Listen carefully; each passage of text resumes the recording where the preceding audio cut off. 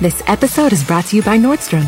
It's a season of wonder all the way at Nordstrom. You'll find the best gifts for everyone you love, including tons of ideas under 100. And gift experts to help. Wondering what to wear?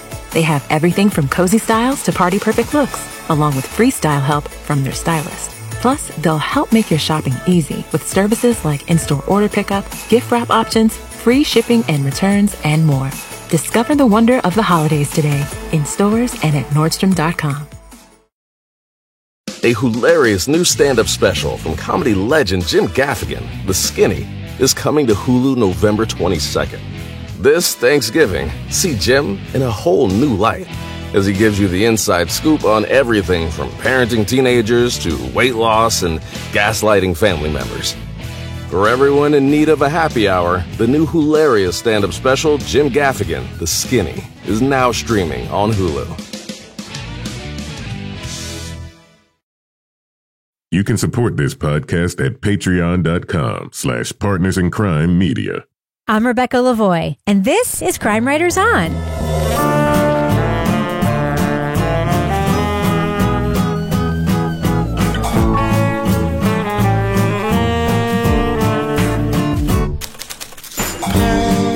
Crime Writers On is the original true crime review podcast that digs into true crime, pop culture, other podcasts.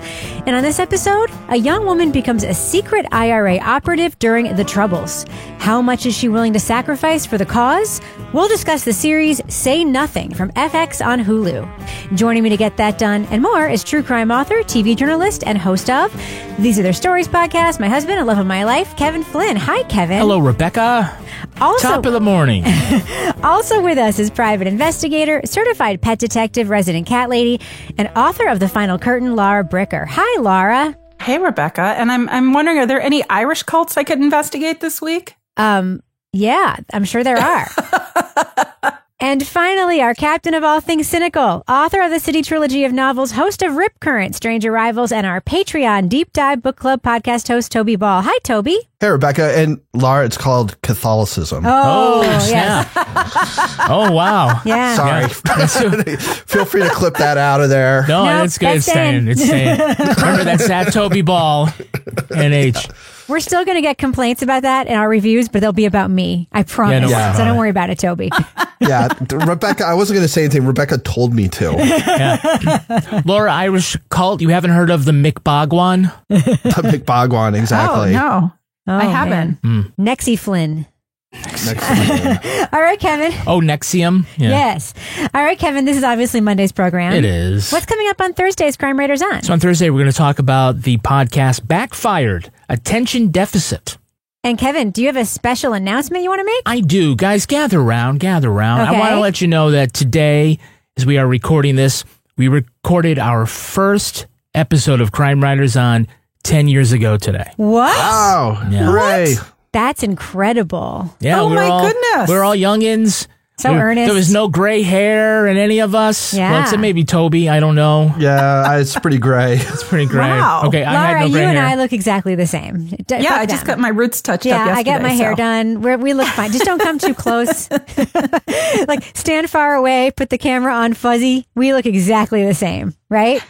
Your camera's always on fuzzy. You're fine. I think so. Doesn't look fuzzy to me. It looks fuzzy. You guys look fuzzy to me. Oh, yeah. That's just the lag. Can I tell you guys something real quick that just happened to me today before we started recording? Mhm. I was at my office because there was a yearly board meeting going on. The board meets monthly, but they have the annual one. That was today. And, senior team people have to go, and they always have like a catered lunch. And the catered lunch, for some reason, even though we have this huge meeting room at our workplace, the catered lunch is always in the newsroom. And the caterer comes in and sets up all these like chafing dishes and stuff like on desks that used to be the intern desks, like right near my desk, right? So, staff can obviously eat it or whatever, but it's very strange that it's in the newsroom. So the staff at NHPR put out these tablecloths, and then the caterers came in and they put up their chafing dishes. And during this lunch, one of the tables caught on fire because apparently you can't put a chafing dish on top of a paper tablecloth. Who knew, right? Who Yeah, knew? so I How literally, exciting. it was very exciting. It was very funny. It gave us a whole new reason to complain about the catered lunch being right by our desks. And Was this like flambe or was this like Yeah, what did full they have? on I'm Yeah, curious. it's got to be pretty flames hot. showing? It went up so at first we all Taylor and I smelled it. We're like, oh wow, that sterno it really smells. And then Taylor was like, it's kind of hazy over there by the buffet. What do you think is going on? It's amazing. So now the fabric walls of that cube are all flamed, scorched. Oh God. Yeah. But what's really wild is the fire alarm didn't go off at my office, which is nuts disturbing. because it goes off when someone burns toast in the staff kitchen. Wow. Yeah. So, yeah. Anyway, that It's just the happened. fire alarm that cries wolf. So would that have turned on all the sprinklers and stuff and just ruined everybody's computers and all that? Didn't happen. Didn't happen. No. Anyway, it was a very exciting day at New Hampshire Public Radio. Somebody stopped up and roll it or what? It was more like a group coming Took the big over. tray of Swedish meatballs, threw it on the floor. and picking up the Salem Hall situation and just tamping it down.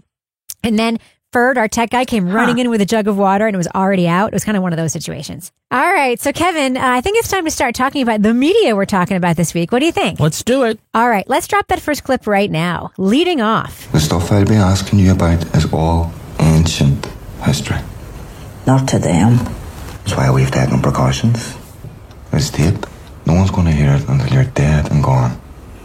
You can say anything, Dolores. The whole sordid story then. Speaking to an historian, Dolores Price discussed her life as a volunteer in the Provisional Irish Republican Army.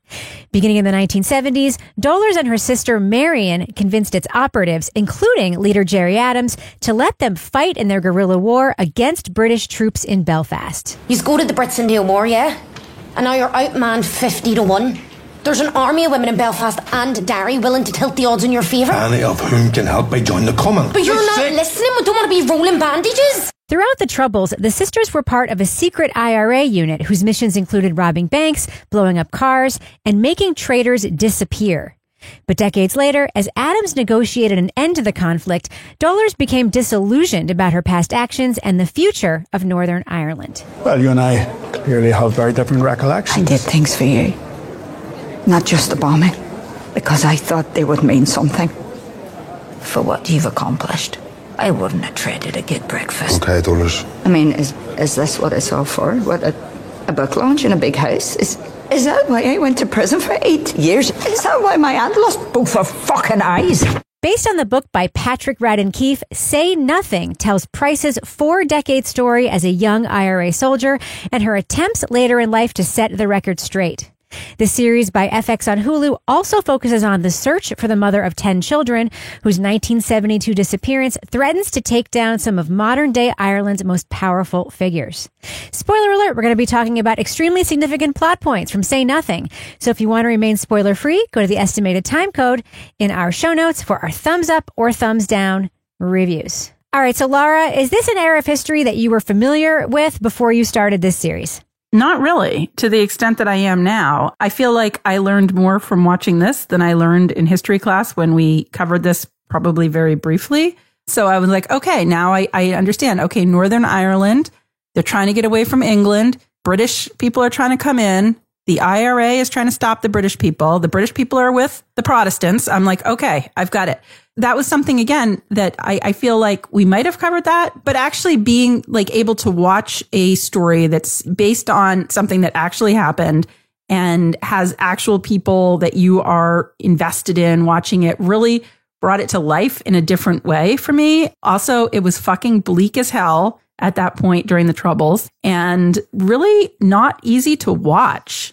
So, Toby, there is a story within this story that I don't think is well known to Americans, and that's the story of Jean McConville, who's abducted from her apartment, her council apartment, in front of her 10 children, and then disappears. Put your coat on, love. We're leaving. Tell them to keep quiet. Don't you touch that. Don't you touch that. Why are you taking her? Michael. Why are you taking her? Michael!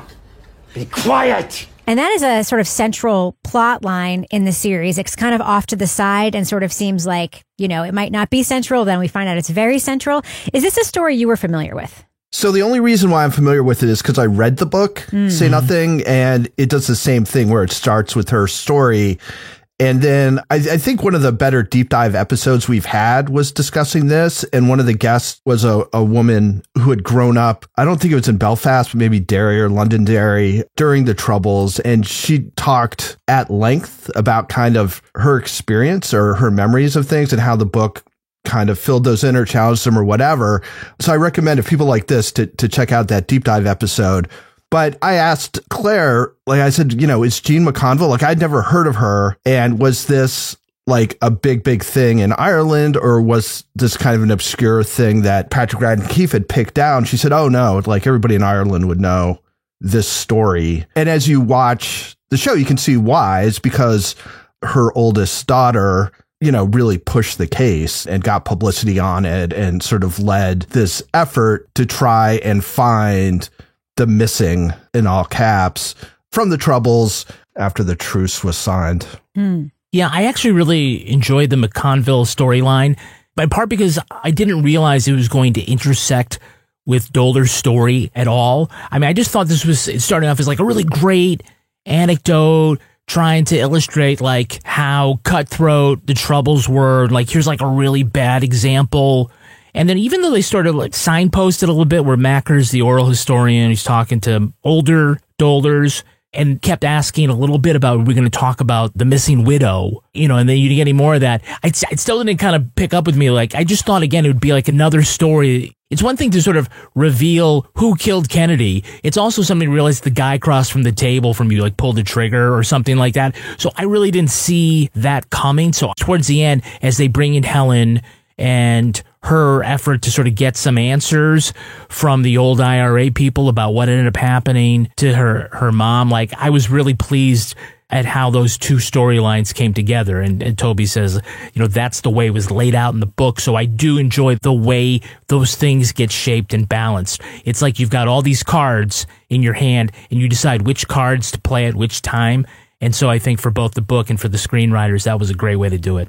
Speaking of that, Kevin, you also made note of something that I also feel really strongly about in the series, that is beautifully constructed, insofar as that there's, foreshadowing, but not like ham-fisted foreshadowing. That comes with her story, Jean's story, in the anecdote that Frank, the British commander of the outpost there, talks about with his staff. You mean Prime Minister Tolbridge from yes. from the Diplomat? Murray Kinnear is back. Oh, I love him so much. He's so good at this. I could tell we were watching the show 10 minutes ahead of Toby because he immediately shot us a Slack saying it's Tolbridge. Because again, like another bit of foreshadowing is he's having this discussion with one of his subordinates about like how they handled an insurrection in Kenya. And one of the things he liked to do was that he brought an informant in so everybody could see the informant hiding underneath a sheet. And so it was really more important, not only for what information the informant may have given them, but parading them around like sowed mistrust. Did they ever find out who was under the hood? Sometimes. Though more often than not, they had the wrong name. Jesus. They'd gouge his eyes out, disembowel him, because they were so terrified that this poor innocent man, one of their own, was the real enemy. That's exactly what they ended up doing with Jean and sort of seals her fate because, I guess history is saying that was mistaken identity, that she wasn't an informant. But again, it's like, they planted the seed. I never realized that's what it was about. So again, another great construction here and excellent storytelling. I think that this series really stands out because of the performances in the series. These are largely unknown actors, at least unknown to me, and I think unknown to a big American audience. Lola Pettigrew plays Dolores Price. Maxine Peake plays the older version of her. Hazel Dupe, or Dupe, I'm not sure how to pronounce that, plays her completely like badass, hardcore sister, Marion Price. We have, of course, Rory Kinnear. We have an excellent performance portraying Jerry Adams by Josh Finnan. Laura, what did you think overall the performances in this series? I think the performances were pretty amazing. Both of the people that portrayed Dolores really captured, I think, the essence of that character, and the younger version who was kind of a badass and, is like going to rob the bank in the nun's costume and is out, marching. And then there's that scene that's really gripping right in the beginning when she goes out into the water when the people come down over the hill, when they're out on their peaceful march. And it really, hit you kind of on a visceral level watching this, because it was like, these people aren't fucking around. I mean, they've got rocks and sticks, and you're really feeling what these characters are going through at the time. But I think this was a hard and heavy watch, but all of the people that were portraying these characters, for me, really brought them to life. Yeah. One of my favorite scenes in the whole series happens right after that scene where the peaceful march gets attacked, when Dolores and Marion go home and they're all busted up and you expect their parents to be really upset. And the mom instead is like, why didn't you fight back? Because the parents are so they're still in it. Like they are like warriors that raised these girls. Toby, what did you think about the performances in the series? Yeah, I think all the actors are excellent, and I thought they really took advantage of the fact that there were two actors playing each character in different times, and I think that really sort of accentuated this, which I think was one of the big things, and maybe we'll talk about it later, but just about how do your actions as a youth, especially as a youthful revolutionary, how do you kind of perceive those as you get older? And, in most of these cases, not much is accomplished, right? I mean, most of these revolutionary causes with these small groups end up basically failing in what they were trying to do. But I would die for a united Ireland. I would die if I thought it meant the Brits would hesitate going to the grocers or sending their wee kids off to school in the morning. I would die. Listen, my whole family has suffered, and I just want that fear to live in their hearts too. Yeah, I agree that those performances are excellent. Lola Pettigrew, I think that they did an excellent job as young Dolores. The actor uses they, them pronouns, but I'll refer to the character Dolores with feminine pronouns. She's a super headstrong character, very feminist in a way, trying to... In a way, she's 100% feminist. 100% feminist. Let me go out there, give me a gun. Don't make me make tea and wrap bandages, me motherfucker. And I think that's great. And I mean, just really plays to the contrast to, I think, even a better performance, perhaps, by Hazel Dupé. Yes. I mean, she really captures Marion's sang-froid to a T. Sang-froid? Oh, yeah, it's French for cold blood. Yeah, no. I mean, that, right? I mean, she's just so cold-blooded because... She's psychopathic. Dolores is so bold, right? Yeah. Absolutely. Dolores is the headstrong one. But what you don't realize, we don't realize till we've seen it throughout, is that very slowly, Marion has been getting more and more cold-blooded.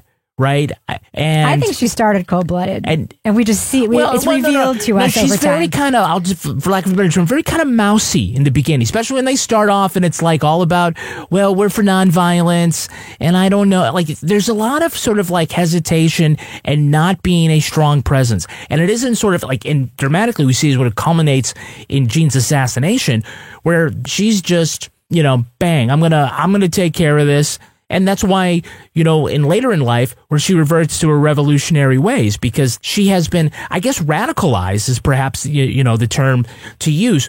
But just because she's not frothing at the mouth doesn't mean she doesn't make a great radical character. And I think that's the way it got played. So you got two great performances by these actors. They were radicalized when they were 8. Sure, yeah. It's like their mom and dad, and then Aunt Bridie, who Aunt Bridie, Dolores has to hold a cigarette for because she doesn't have any hands. It's not too surprising to see how they had sort of instilled in them from this very early age this sense of mission, and sort of the rightness of their mission, that they were willing to have all these casualties, etc. Isn't it wild that Bridie's fully still in it? Bridie lost her eyes, she lost her hands, and Bridie's you get the sense that she'd be out there punching people with her stumps if she could, right, Laura? Yeah. What I was going to say, though, is that character of Marion, when I started to feel the shift where I was my perception of her was changing was when they were in the prison. And we see Dolores' character is kind of thinking of ending the hunger strike. And it was actually Marion, when they're outside, who's no, we're going on. And I'm oh, there is more to this character. That's where I felt I started to notice that shift of how I was perceiving her. Huh. Well, what will shift our perceptions of you, dear listener, is if you join our Patreon, right, wow. Kevin? Wow, so you took that over Dolores. That's very Dolores-like. Yes. Dolores, yeah. Yes, yeah. I did my best. I feel like Jerry Adams. I just feel Oh, that fucker. We'll talk about him after this. Oh, yeah, sure. Yeah, well, we'd love for you to join us on Patreon. You don't have to rob a bank wearing a nun's costume to do it. Although that's effective. It's effective. Yeah, if you want $8 that's or right. whatever. You're right. And if you understand Irish, then you know which bills are marked and don't take those. But if you join us on Patreon, here's some great stuff that you'll get to listen to. You get to listen to the Crime Writers on After Show. This week, I got a big confession to do that I've never talked about in public, at least at any length before. All right. Oh, wow. I Ready, think guys? you've mentioned it, but never really I've never really got details. all the details. Right. My father was a bagman for the IRA. Yes, you was. No more saying nothing. I'm going to say, I think Patrick Radden-Keefe, if he's listening, he's going to join our Patreon just to listen to this story. Okay. I'm sure Patrick Radden-Keefe has nothing better to do other than join our Patreon. Oh, no. I mean, it's like all fucking Secret Squirrel, FBI, gun running shit. It's just, it's crazy stuff. But, if you would rather think about a threat of violence, as far as just maybe it's a book that you'd like to read and discuss or hear people discuss, that's Toby Ball's Deep Dive Book Club podcast. Toby, your next book, as I said, is A Threat of Violence, a story of truth, invention, and murder. Who's going to be your panel? This month, we've got a panel of listeners, actually. Linda Viramontes, Carmen Pippinger, and Jennifer Ruth. Well, that sounds great. Another great reason to join Patreon, because then you get to take part in that. You also get other exclusive podcasts like Rebecca's Married with Podcast and Rebecca's Readathon, updates on the Karen Reed case. And you also get Leave It to Bricker. Laura, can you give us a hint at what the next episode of Leave It to Bricker will cover? Well, we are actually getting into the winter season here in New Hampshire, but I'm going to be giving a review of my preview of the winter season skiing at a mall in New Jersey that was run by the same people who bought Class Action Park. Wow. Rebecca's childhood haunt. So that will be coming soon. And I think I might have to revisit the deli cult. I mean, there's a lot happening right now in my world. All sorts of great stuff. I mean, just go to patreon.com/partners in crime media. We are almost up to 700 exclusive podcast episodes. Oh, man. Covering all those different topics and more to come. So when you do that, not only are you giving yourself a great gift for the holiday season, but you're also supporting us and helping sustain this podcast so that we can make even more great content through 2025. Before we wrap the business section, can I mention one thing about Patreon? Sure. They have really upped their game lately with some of the features. They have what's called collections now. So if you only want to listen to Married with Podcast when you tune in one day, and then the next day you only want to listen to Leave It to Bricker, you can just hit that collection of posts and only listen to those things. It's a nice way to sort of enhance your listening experience. Yeah. You just want this certain thing. Yes. And the other thing they're offering now too is gift subscriptions. So that's something that I think we're going to be talking about in the future. Right, Kevin? Oh, absolutely. All right. Kevin, does thus end our business section? Thus ends the business section. I'm going to go ahead and fade that music out right now. This episode is brought to you by Nordstrom. It's a season of wonder all the way at Nordstrom. You'll find the best gifts for everyone you love, including tons of ideas under 100, and gift experts to help. Wondering what to wear? They have everything from cozy styles to party perfect looks, along with freestyle help from their stylist. Plus, they'll help make your shopping easy with services like in-store order pickup, gift wrap options, free shipping and returns, and more. Discover the wonder of the holidays today in stores and at Nordstrom.com. So, Kevin, who's our next sponsor? Hey, we're sponsored by Quince. Oh, hell yeah. All right, so this is what I'm going to do. This is the script. Tear it up. Because all I say, Rebecca, tell us about your latest purchase from Quince. I got the most... Because you purchase a lot from Quince very frequently. It's basically like my wardrobe staple place, you know? Mm-hmm. I just got the most incredible faux fur hoodie jacket. It is the softest thing I have ever touched in my entire life. Every time I wear it, I'm like, you have to touch this. You have to touch this. You have to touch this. Yeah. I love it so much that I also bought one for somebody else for Christmas. I'm so excited about this jacket and about everything that I've ever bought at Quince. Quince is known for their Mongolian cashmere sweaters from $50. And all Quince items are priced 50 to 80% less than similar brands. So get yourself something or give that somebody special something for Christmas. They even have furniture now, Kevin. Furniture. Yeah. Okay, I kind of regret ripping this because there's something to read. Oh, I got to read this. Read the end. Okay. You need both pieces? No. I got Get Cozy. Get Cozy in Quince's high quality... See, that's where I ripped it. Yeah. Get Cozy in Quince's high quality wardrobe essentials. Go to quince.com/crime. Crime. For free shipping on your order and 365-day returns. That's QUINCE.com/crime. Crime. To get free shipping and 365-day returns. Quince.com/crime. Crime. A hilarious new stand-up special from comedy legend Jim Gaffigan, The Skinny, is coming to Hulu November 22nd. This Thanksgiving, see Jim in a whole new light as he gives you the inside scoop on everything from parenting teenagers to weight loss and gaslighting family members. For everyone in need of a happy hour, the new hilarious stand-up special, Jim Gaffigan, The Skinny, is now streaming on Hulu.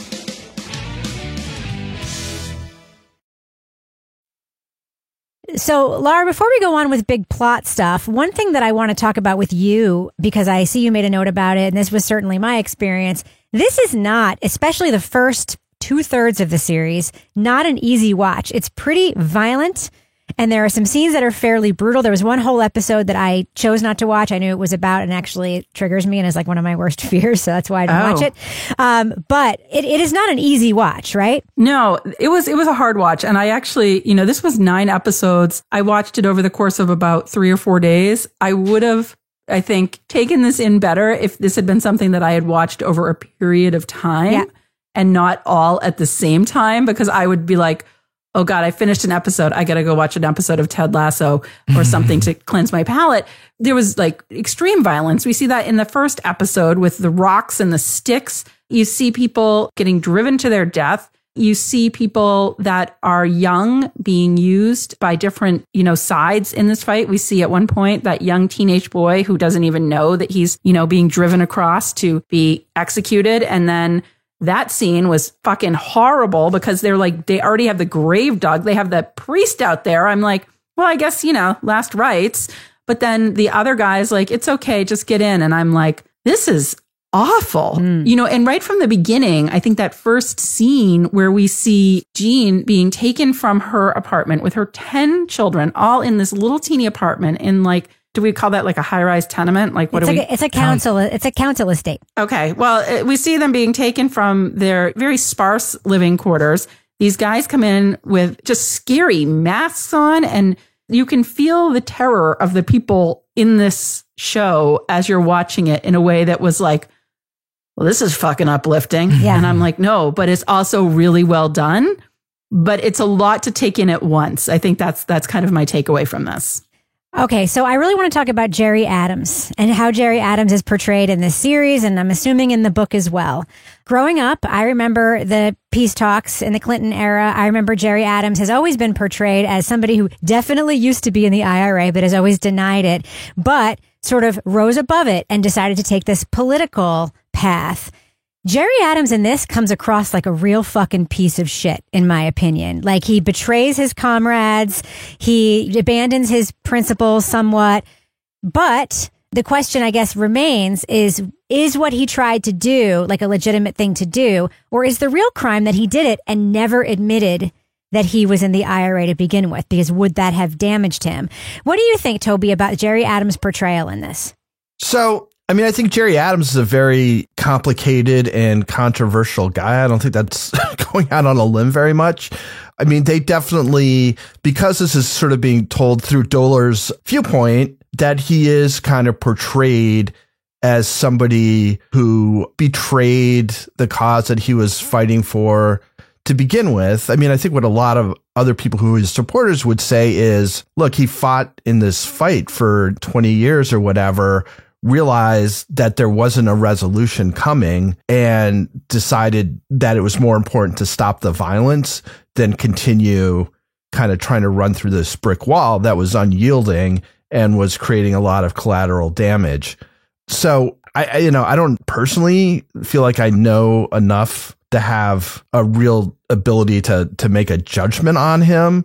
I don't think he could have done what he did while admitting to being in the IRA and to have been involved in these disappearances and killings and stuff. I think that would have made his sort of participation in the peace talks very difficult. I think this sort of, he's denying it, but everybody kind of knows it, was sort of a compromise to allow him to be the voice of Sinn Féin. Yeah. Plausible deniability, right? Right. It's a tough one. And this one, again, because it's being told from a certain vantage point, that it's easy to make him look as though he betrayed the people who were more fervent. But I think another possibility is that these people are still living in 1973 or whatever, when it seemed as though there was a possibility of winning. And by the time he kind of joins, it feels, to my limited knowledge, like that wasn't a realistic possibility, or wasn't a realistic possibility to happen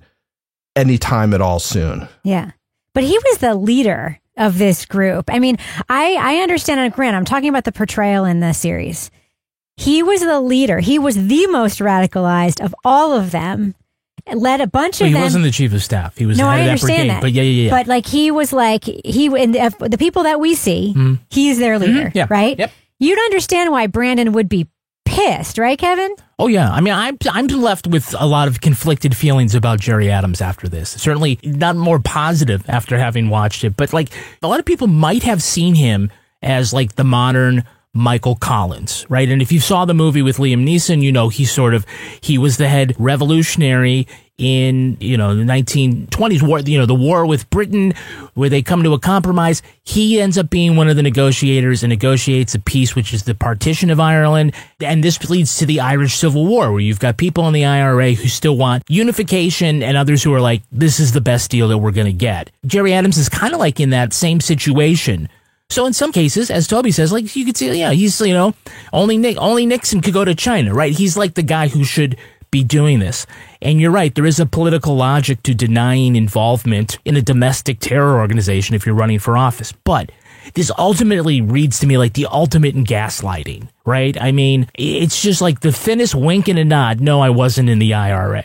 And it's sort of like, we're going to let He commits to the bit. He's committed to the bit, and it's more than just for your political life. But instead of sort of having figurative blood on his hands, you realize that, no, he actually is probably responsible for war crimes, right? And that's saying something when you're like in the middle of a guerrilla war where you're just sending off car bombs and people getting shoveled out of the street. That was a great scene. He acknowledged what happened was war crimes and then said he wasn't involved with Exactly, them. Right? Do you remember what happened to him? Oh, well, there were rumours about, there always are. Did you not know he disappeared? Hannah, do you not live in the real world? People go off, people disappear, people bring back reports of having seen such and such a person. Besides, I learned a long time ago, if you don't ask, you can't tell. Michael Collins was the big fella. And so they're like referring to Jerry Adams as what, the big lad or the tall lad or whatever it is. But that's the problem, right? The reason why Dolders and Marion and Brendan all sort of become disillusioned and they become splinter groups is because they think what they're fighting for is a unified Ireland. And what he's given them is peace, which isn't the same thing. And so that's why relative peace. Yeah, it makes he's a really interesting historical figure. But the context they provide for him here is not flattering, and I think it's given me a lot to think about. What's more flattering, the context they provide for him here, or the really bad beard that the guy who plays older? Oh my God! No, but even younger Jerry Adams. What the actual fuck? Star mustaches. They are the absolute You can worst. see the glue. Just individual hairs just sticking out. Like I double checked. I looked at Jerry Adams' photo. I'm like, is that maybe representative? No, he's got a regular fucking beard. How hard is it to grow a beard as an actor? Like, I know, like, in the first scene, he's got to be clean shaven, but couldn't they shoot that last? I mean, that's what happens in a lot of things. This is going to get a whole lot of Emmy nominations, but none for makeup. Laura, what did you come away with? Your impressions of Jerry Adams after watching this? Well, it was interesting. Like every time we'd watch an episode and then you get to the end and there's a disclaimer after every episode. And I'm like, what is going on here? Like, it's bad. It's coming. It all comes together later, right? Yeah. And I'm like, what is up? And then I'm like, okay, this is like one of those things where you're a journalist, you're a reporter, and you go out and you report the story. And the story's pretty clear cut about what happened. But the person that is at the heart of the story is like, it wasn't me. So you have to be like, and the person denied any involvement in X, Y, and Z, even though it's pretty clear they were involved in X, Y, and Z. I think that was one thing. Every episode, I'm like, oh, here we have that disclaimer again. And oh, here we have another disclaimer. Not only was he not involved in the IRA, no, he wasn't involved in this death or the kidnapping or the abduction and murder of Jean. And the way that when you hear Dolores and is Brendan, right? Yeah. When they're going and they're talking to the guy through that Belfast project, and it's like, this is information, we're going to tell the whole story, and it's not coming out until after our death. And they're kind of talking about outing Jerry. Yes. And so that to me had such a ring of truth to it because I'm like, okay, so here's these people that were involved, that know he was involved, that it is important to them to have the record straight. That whole project was super interesting, the way that, you know, it was structured so that nothing was going to come out until you died. Laura, it never occurred to me that Dolders, the real person, was dead. Even though they said we're not going to tell your story till you're dead. I'm like, I wonder how they were able to get the story. I know. I know. Like, oh, fuck. What was I thinking? Well, wasn't that sort of what was the impetus for this book? Like, didn't Patrick Radden Keefe see the obituary and that sort of sparked his attention? Or am I imagining that I read that? It was the release of some of the tapes, and then the book's source material is the tapes. It's an oral history of what actually happened by the people who did it. The effort to get those tapes went to the U.S. Supreme Court. Yeah. And basically it lasted after she died. So when she died, it was like, okay, we're just going to release them anyway. But there's a really good New York Times book review podcast interviewing Patrick Radden Keefe for about 45 minutes about the book and then about this series. It's definitely worth a listen. One of the things about this series that I find extremely interesting, and by the way, my son and I have been comparing this to Goodfellas, but we call it Galfellas. And one of the reasons why is that, you know, Goodfellas never fully de-escalates toward the end, but certainly Henry Hill gets older. After Joe Pesci's character dies, sort of it becomes less violent and more about the consequences of violence. And this series makes a huge tonal shift. The first 6 episodes or so are very violent, and then the final 3 are very much denouement, but they are really important because you sort of get themes of the consequences of committing violence, the usefulness or lack of usefulness of violence, and also these characters age, and some of them see their past differently than others do. Toby, what did you think about this huge, huge tonal shift in the series? Yeah, I thought it was really interesting. Like, I don't know. I mean, I guess if I had one criticism of the series is that part maybe seemed to go on a little bit longer than was ideal for me. But that's the important thing in some ways is, again, it's like, how do you process your involvement in these things? I mean, a lot of the sort of revolutionaries that we know about are people like Jerry Adams or Nelson Mandela, or, I mean, there's a bunch who started off being revolutionaries and eventually became political leaders. So this is a story of people who start off as revolutionaries and then just kind of, you know, blended into life, right? I mean, it's a little bit different with Dolders because she married Stephen Ray. So weird, right? Yeah. I mean, in the book, there's a lot more about it, but, you know, she becomes quite wealthy. Not that it she really did have a nice kitchen. I did notice her nice kitchen. But it also kind of enables, I mean, she has other problems. It enables her addictions, yeah. Mm-hmm. Yeah. You don't really get much of this, but both women their health was quite impaired by their hunger strike. The lasting physical Marion damage. Marion is still alive, I believe, was there. Right? Yeah. I think so. Yeah, she is. But, I mean, I think that's one of the really interesting things. And I think in the book, it maybe works slightly better, but you know, it's a hard thing to film, and I think they do a really good job portraying it both in the conversations that they have with Mackers for the project, but then also through conversations they have with each other, through Dolders talking to Jerry Adams, kind of hard man or whatever, who shows up once and is just sort of present for a bunch of things, where he's kind of like, you know, you got to kind of watch your mouth and let us do our thing. One of the things I liked about this is I thought it was sort of very thematically strong. It makes a lot of really interesting points in ways that these kinds of shows often don't. So I guess that's kind of my take. I'm agreeing with what all you guys said sort of about the tone here, like how it changed slowly over the course of the series. You're right. It starts off just like a mob movie, right? I mean, there's tough talk. It's a violent cause. There's all these feats. Glamorous. All these feats of daring do, and there's a secret society, and it's very romanticized. And then, sometimes funny even. Like there's some comedic moments. There's the plucky Irish, right? You know, even as guerrilla warfare mongers. Look at those nuns robbing that bank. Those nuns, I mean, that was fucking hysterical. But after Dolders' imprisonment and the hunger strike, the bloodlust softens and the message about violence becomes more distasteful. And we're also left like those. We're disillusioned about the whole thing. And so the young man's romantic radicalism doesn't last when you're old. You're old, you're looking back, and you're completely different. And that was the tone very much of the whole thing, where you start off kind of rah-rah, isn't this great, throw a Molotov cocktail, to what's the political resolution here, who's right in that way. And so, I mean, that's what I loved about it, too. One of the things that's wild to me is that when they get out of prison, they sort of reassimilate immediately into life because they're heroes. Mm-hmm. And the fact that she's marrying Stephen Ray really is, I mean, younger people might not know this. Stephen Ray was a very, very famous movie star in the 90s. He starred in a movie called The Crying Game, for which he was nominated for an Oscar. He was in tons of stuff. And certainly, I'm sure he was even more famous in Ireland. And by the way, the casting of young Stephen Ray is pretty fucking spot on, except for the bad wig. He's got the hair. It's incredible. Who the fuck was in charge of hair in this thing? Yeah. Really? They needed to bring somebody in.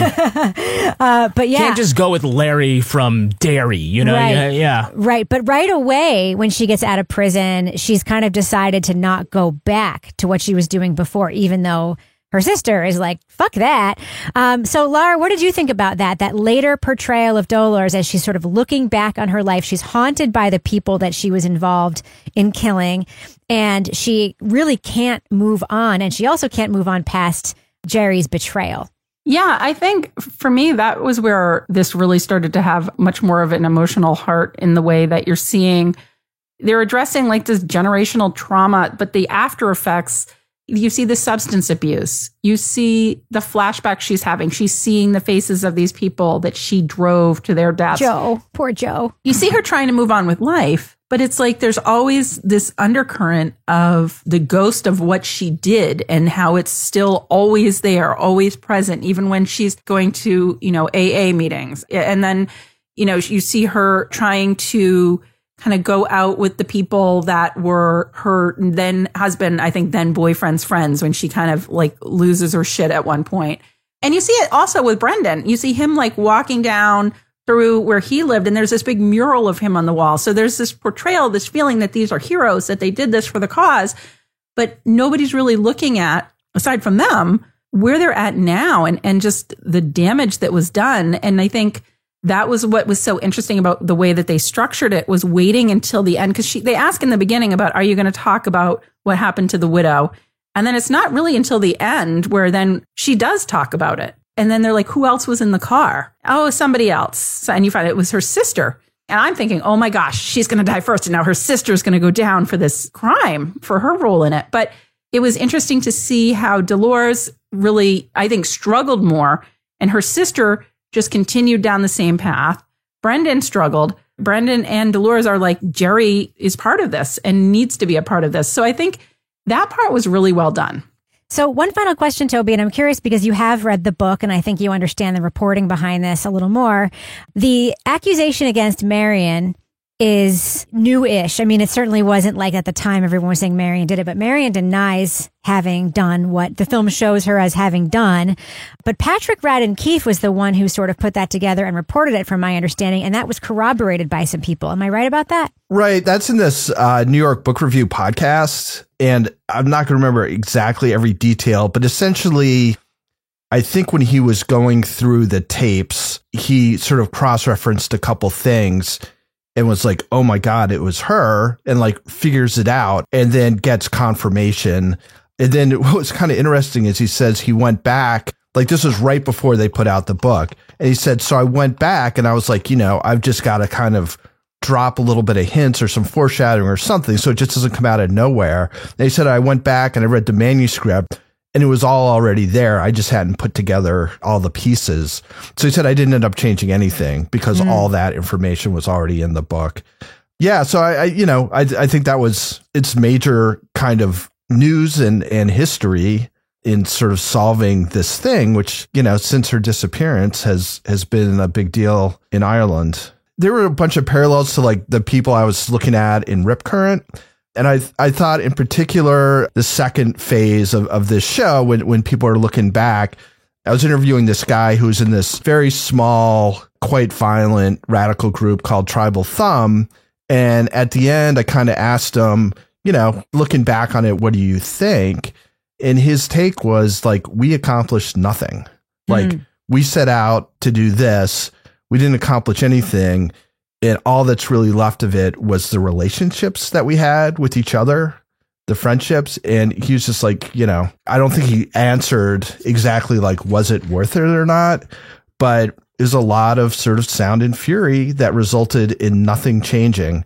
And it just kind of happens again and again and again. In the 70s, when the early part of this takes place, was just rife around the world. And people had a sense that they were part of sort of this global uprising that included, Baader Meinhof in Germany and the Red Brigades in Italy and stuff that was going on in North Africa that was sort of anti-colonialist.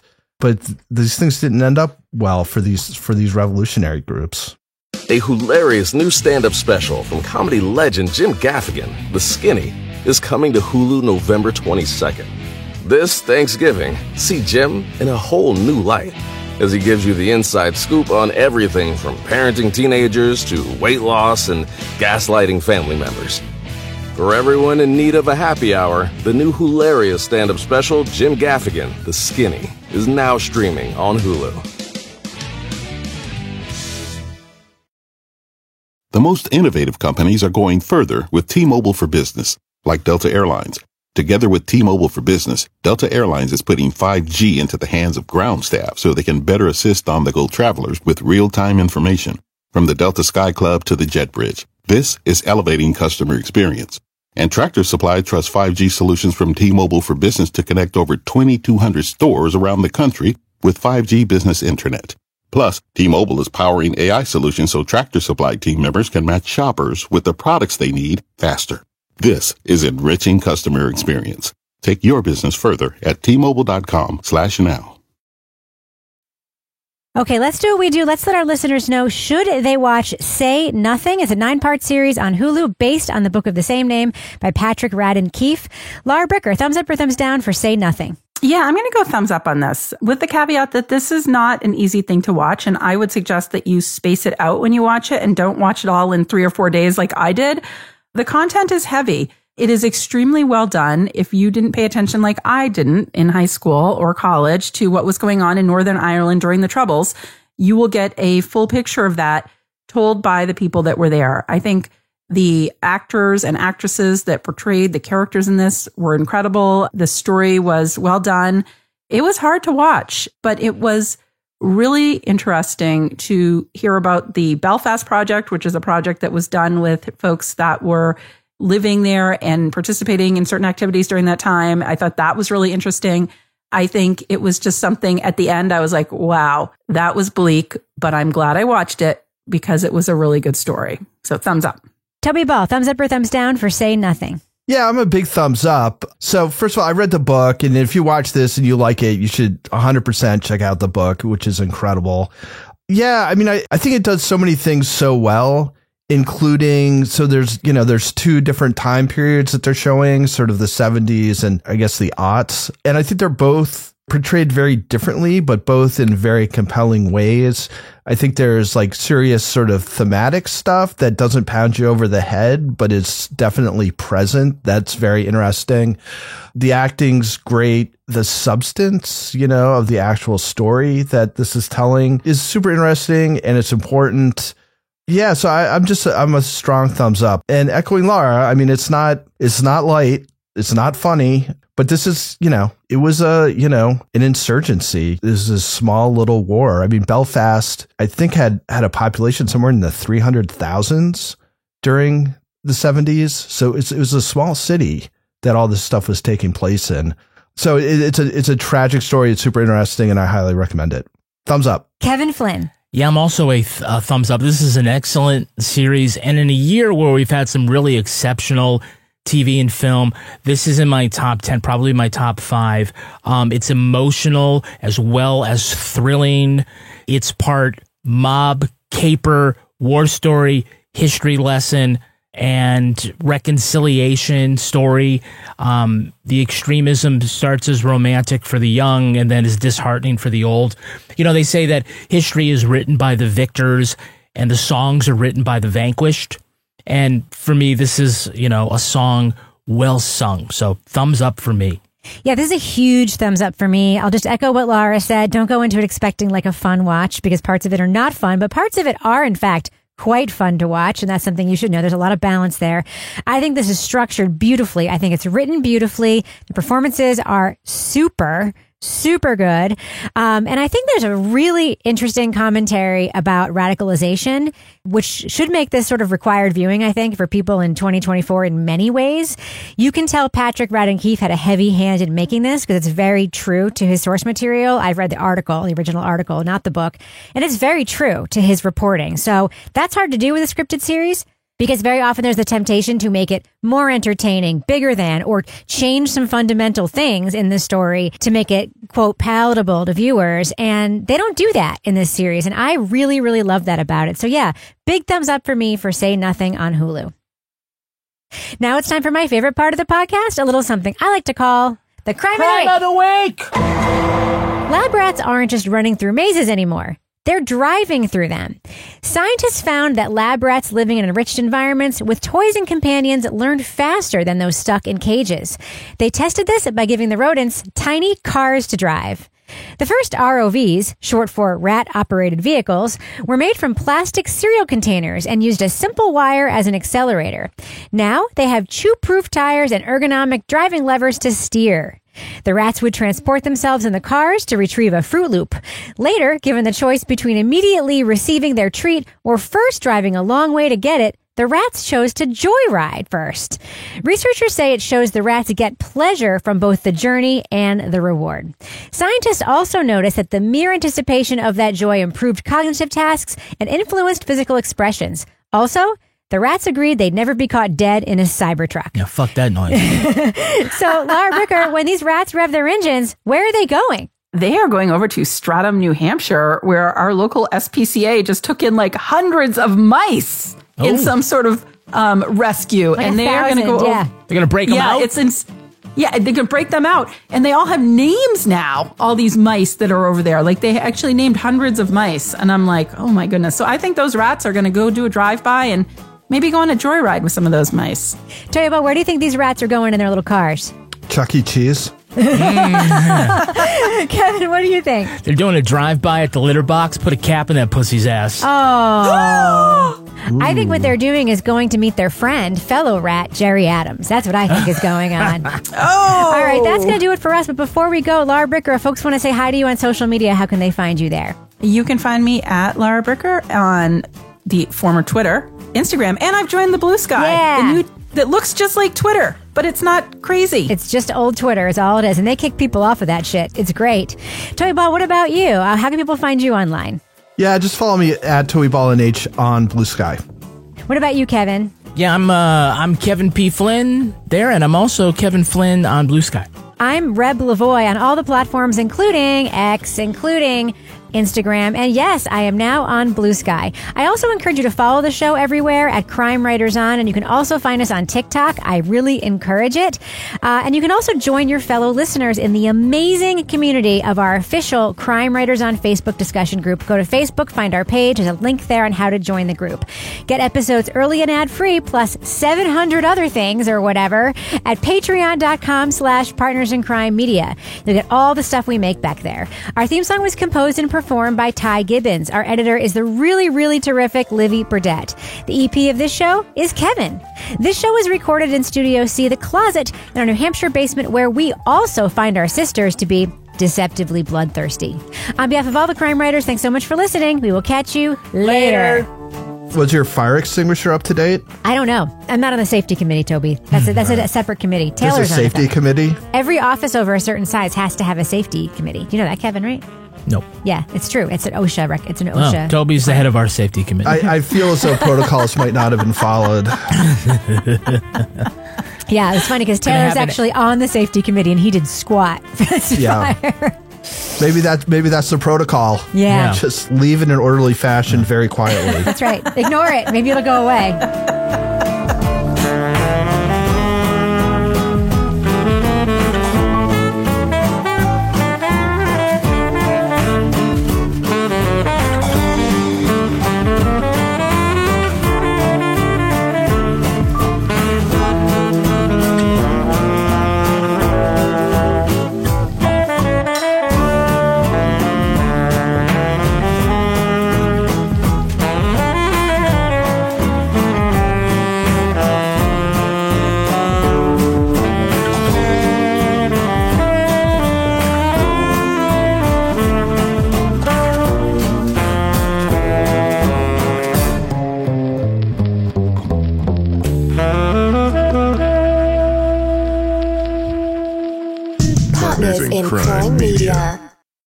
This episode is brought to you by Nordstrom. It's a season of wonder all the way at Nordstrom. You'll find the best gifts for everyone you love, plus party-ready looks for every occasion. It's easy with free shipping and returns, in-store order pickup, and more. Shop today in stores and at Nordstrom.com.